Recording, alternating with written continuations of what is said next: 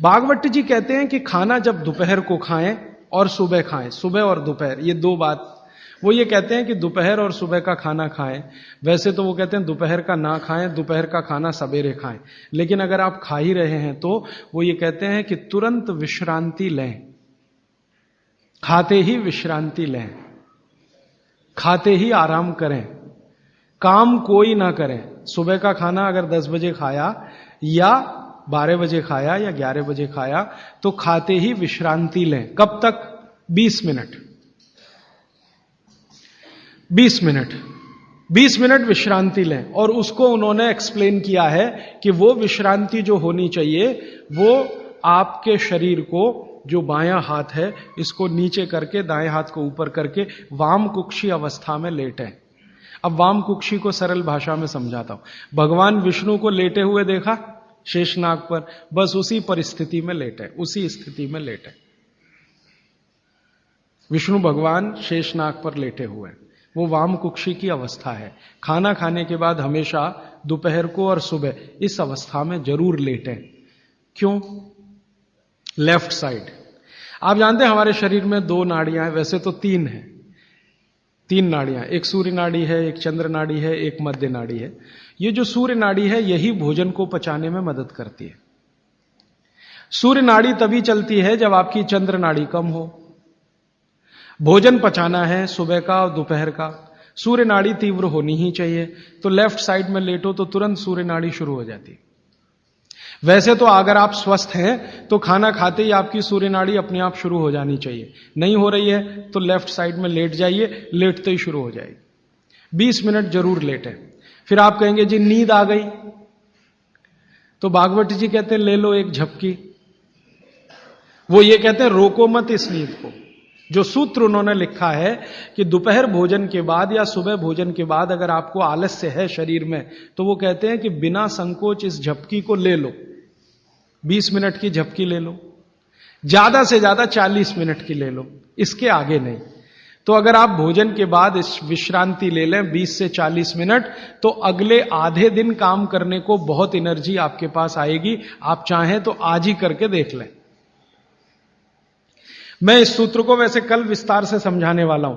भागवत जी ने कल एक सूत्र, माने कल मैं उस सूत्र को लूंगा, उसमें उन्होंने ये कहा है कि शरीर के 14 वेग होते हैं, वेग, उनको कभी भी रोके नहीं। उसमें से निद्रा है, नींद जो है ना, ये एक वेग है। तो वो कहते हैं कि दोपहर के खाने के बाद अगर आलस्य आ रहा है तो ये स्वाभाविक है, क्योंकि खाना खाते ही जठर अग्नि प्रदीप्त होगी। अग्नि प्रदीप्त होने के लिए मैंने आपसे कल समझाया था ना, ब्लड की जरूरत पड़ेगी। तो सारे शरीर का खून पेट में रहता है जब तक खाना पचता है, तो बाकी अंगों को खून की कमी है तो प्रेशर बढ़ेगा। सारा खून एक जगह आएगा तो दूसरे अंगों पे तकलीफ आएगी कि नहीं? तो ब्रेन को प्रेशर आता है, तो ब्रेन रिलैक्स होना चाहता है, इसलिए भोजन के बाद आपको सुस्ती आएगी ही। ये प्रकृति का नियम है।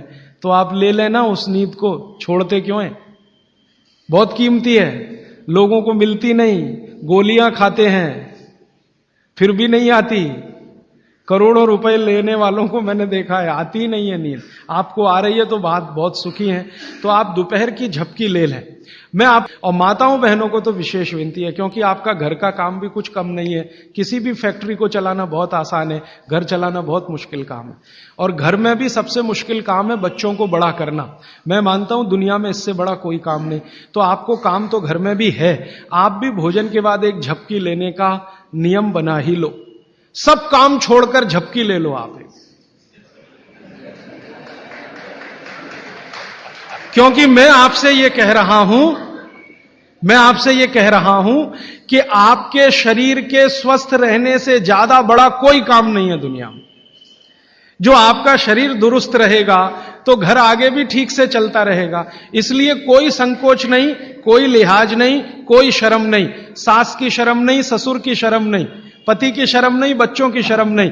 आपने दोपहर का खाना खाया, झपकी ले ही लो। 20 मिनट से 40 मिनट, जिंदगी आपकी सुखी रहेगी, जिंदगी भर आप सुखी रहेंगे। इसमें कोई शर्म की बात नहीं है, यह शरीर की जरूरत है। जैसे भूख लगती है तो हम खाना खाते हैं, इसमें क्या शर्म करते हैं? वैसे ही खाना खाते ही ब्लड प्रेशर बढ़ता है और ब्रेन को ज्यादा प्रेशर बर्दाश्त नहीं है, तो नींद लेना ही शरीर के लिए अच्छा है। तो आप ये कर लो। पुरुषों के लिए भी मेरी विनती है। आप कहेंगे जी दुकान में व्यवस्था नहीं, कुछ बना लो, आगे पीछे कुछ तोड़ ताड़ के ऐसी व्यवस्था कर लो। अब मैं आपको एक उल्टी बात कहता हूं। गुजरात में जाता हूं मैं, राजस्थान में जाता हूं, जयपुर जैसे शहर में, राजकोट जैसे शहर में, तो दोपहर को सारा बाजार बंद रहता है। राजकोट में हजारों करोड़ का बिजनेस होता है रोज का। दोपहर को कोई दुकान पे नहीं मिलेगा, करोड़पति से करोड़पति। कहां है जी? खाना खा के झपकी ले रहे हैं। बहुत सुखी लोग हैं, बहुत सुखी लोग हैं। काठियावाड़ में मैंने देखा है, क्या पोरबंदर, क्या राजकोट, क्या जामनगर, क्या जूनागढ़, क्या अमरेली, दोपहर को बाजार खुलेगा ही नहीं। और मैंने तो ऐसे ऐसे लोगों को देखा है कि ग्राहक आके खड़ा है करोड़ों रुपए लेके। सेठ जी कहेंगे जी शाम को आना 4 बजे के बाद। अरे सेठ जी मेरे पास बैग भरा है रुपयों का, शाम को ले आना, मुझे अभी इतनी फुर्सत नहीं है, मैं नींद ले रहा हूं। बहुत सुखी लोग हैं, समय का सही सदुपयोग कर रहे हैं।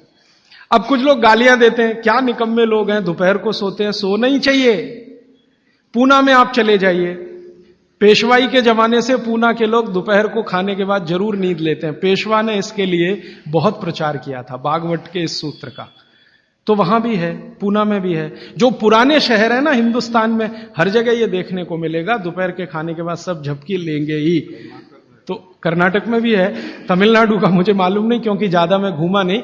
लेकिन आप ये ध्यान रखो कि ये जो नियम आप पालन करो तो ये प्रकृति के अनुकूल है, शरीर के अनुकूल है, इसलिए इसमें शर्म नहीं, झिझक नहीं। अच्छा, अब इसका उल्टा सूत्र है आगे का।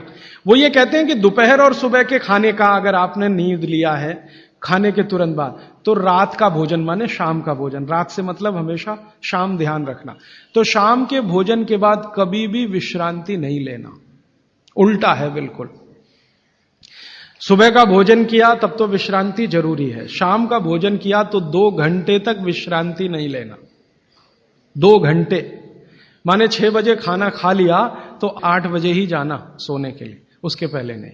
5 बजे खाया तो 7 बजे, 2 घंटे तो विश्रांति लेना ही नहीं। क्यों? सुबह का जो है क्रम शाम को उल्टा है। सुबह सूर्य का प्रकाश है, पवन का स्पर्श बहुत तीव्र है, शाम को सूर्य का प्रकाश बिल्कुल नहीं है। तो शरीर की बायोकेमिस्ट्री पूरी बदल जाती है सुबह और शाम। सुबह कुछ तरह के हार्मोन्स हैं, शाम को दूसरे तरह के हार्मोन्स। तो शाम के लिए वो ऑब्जर्वेशन करके कहते हैं कि कभी भी खाने के बाद तुरंत सोना नहीं। अगर सोएंगे तो हार्ट अटैक, डायबिटीज, सब बीमारी आने की संभावना। तो शाम को खाने के 2 घंटे बाद तक ना सोएं, सुबह खाते ही जरूर विश्रांति लें। अब आके एक तीसरा सूत्र उन्होंने लिखा है, दोनों को शायद मिलाया उन्होंने। वो कभी भी एक्सट्रीम पे नहीं गए भागवत जी, बीच में ही रहे, मिडिल मार्ग है, मध्य मार्ग है। वो ये कहते हैं कि सुबह और शाम को अगर जो आप ये दोनों नियम पालन नहीं कर पाते किसी कारण से, करें तो बहुत अच्छा है, नहीं कर पाते तो वो ये कहते हैं कि 10 मिनट के लिए वज्रासन में जरूर बैठ जाएं, सुबह और शाम दोनों। सुबह का नियम अगर आप पालन नहीं कर पाते, माने विश्रांति नहीं ले पा रहे किसी कारण से, और शाम का भी नियम पालन नहीं कर पा रहे हैं, 2 घंटे तक आपको सोना नहीं है किसी भी कारण से, कारण कुछ भी हो, तो वो ये कहते हैं वज्रासन में जरूर बैठें 10 मिनट। वज्रासन आप सब समझते हैं, ये ऐसे पैर पीछे करके बस 10 मिनट बैठ जाइए खाने के बाद, सुबह भी और शाम को भी। और प्राणायाम और योग में महर्षि पतंजलि ने कहा है कि भोजन के बाद जो किया जाने वाला आसन है वो ये एक ही है, बाकी कोई आसन आप नहीं कर सकते। और महर्षि पतंजलि कहते हैं, महर्षि पतंजलि भागवत के बाद के हैं, महर्षि पतंजलि कहते हैं कि अगर वज्रासन में कोई बैठता है तो शरीर बिल्कुल वज्र के जैसा ही होता है। वज्र आप समझते हैं, एकदम कठोर मजबूत। अब मैंने हिंदुस्तान के कई लोगों को देखा, गांधी जी को तो मेरे आंखों से नहीं देखा, शोभाकांत जी ने देखा है। गांधी जी घंटों घंटों वज्रासन में बैठते थे, घंटों घंटों। और आप देखो एकदम पतला दुबला शरीर और अंग्रेजों की लाठी खाने को हमेशा तैयार। वो वज्रासन की कृपा है गांधी जी।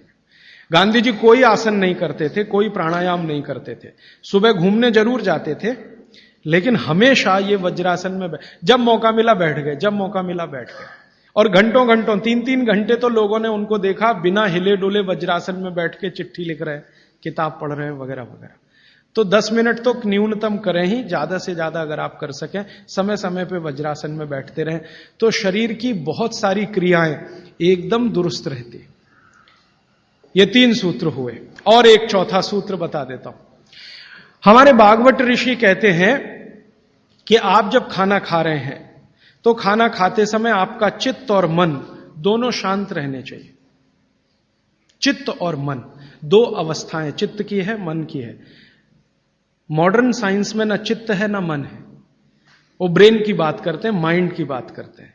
माइंड अलग है, मन अलग है, ब्रेन अलग है, चित्त अलग। तो वो कहते हैं चित्त और मन दोनों शांत रहें। तो चित्त और मन को शांत रखने का क्या उपाय है? तो शायद इसी के लिए हमारे देश में ये है कि भजन करें खाने के पहले, या ईश्वर की प्रार्थना करें खाने के पहले। अगर ईश्वर की प्रार्थना आप कर रहे हैं, कोई सूत्र बोल रहे हैं, तो निश्चित रूप से आपके मन और चित्त में शांति आएगी।